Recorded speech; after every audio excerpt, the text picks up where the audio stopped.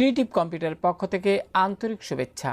প্রিয় শিক্ষার্থী, আজ আমি অ্যাডব ইলাস্ট্রেটরের একটি গুরুত্বপূর্ণ টুলস আইড্রপার এর অ্যাডভান্স ব্যবহার দেখাবো।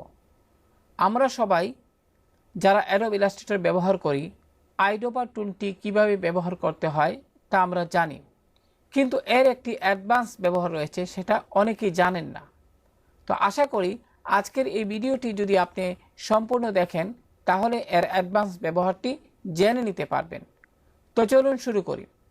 তো প্রিয় শিক্ষার্থী, খেয়াল করুন, আমি অ্যাডব ইলাস্ট্রেটর উইন্ডোতে ক্রিয়েটিভ কম্পিউটার উপরে লিখেছি একটা স্টাইলে একটা ফন্ট ব্যবহার করে, এবং নিচে ক্রিয়েটিভ কম্পিউটার লিখেছি অন্য আরেকটি ফন্ট ব্যবহার করে, এবং উপরের যে লেখাটি রয়েছে সেটি সাদা কালার রয়েছে এবং নিচের যে কালারটি রয়েছে সেটি হলুদ কালার রয়েছে।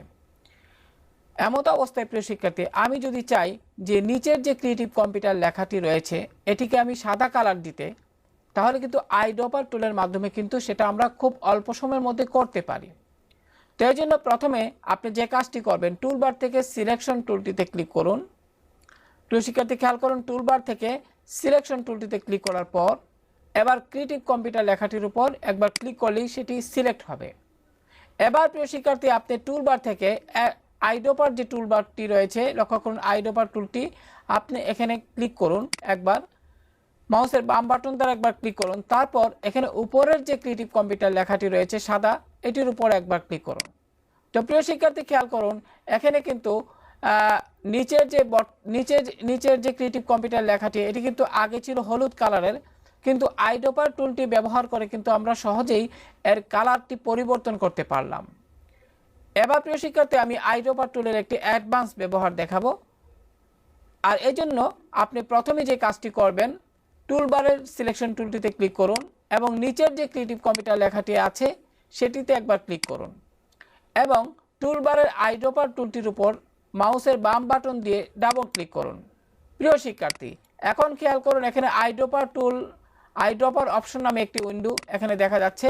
সেক্ষেত্রে আপনি নিচের দিকে এসে ক্যারেক্টার স্টাইল এর চেকবক্সটি সিলেক্ট করে দিন। প্রিয় শিক্ষার্থী, এবার ওকে বাটনে ক্লিক করুন। এবার যে কাজটি করবেন, আইড্রপার টুলটি সিলেক্ট থাকা অবস্থায় আপনি, এবং এখানে ক্রিয়েটিভ কম্পিউটার লেখাটি সিলেক্ট থাকা অবস্থায় যদি উপরের যে ক্রিয়েটিভ কম্পিউটার লেখাটি রয়েছে, যে স্টাইলে লেখাটি রয়েছে, এর উপর যদি আইড্রপার টুল দিয়ে মাউসের বাম বাটন দিয়ে আইড্রপার টুলটি, লক্ষ্য করুন মাউস পয়েন্টারটা কিন্তু আইড্রপার আইকনে বর্তমানে দেখা যাচ্ছে। এবার এই স্টাইলের উপর লেখাটির উপর একবার ক্লিক করুন। তো প্রিয় শিক্ষার্থী, কি দেখতে পেলেন? আপনারা কিন্তু আগে শুধু কালার পরিবর্তন হইতো, এখন কিন্তু অ্যাডভান্স ব্যবহার করার ফলে স্টাইল পর্যন্ত পরিবর্তন হয়ে গেল, পাশাপাশি কালারও। তো আশা করি প্রিয় শিক্ষার্থী, যারা অ্যাডব ইলাস্ট্রেটর ব্যবহার করেন তাদের জন্য আজকের এই টিউটোরিয়ালটি খুবই সহায়ক হবে। তো ভালো থাকুন সবাই, আল্লাহ হাফেজ।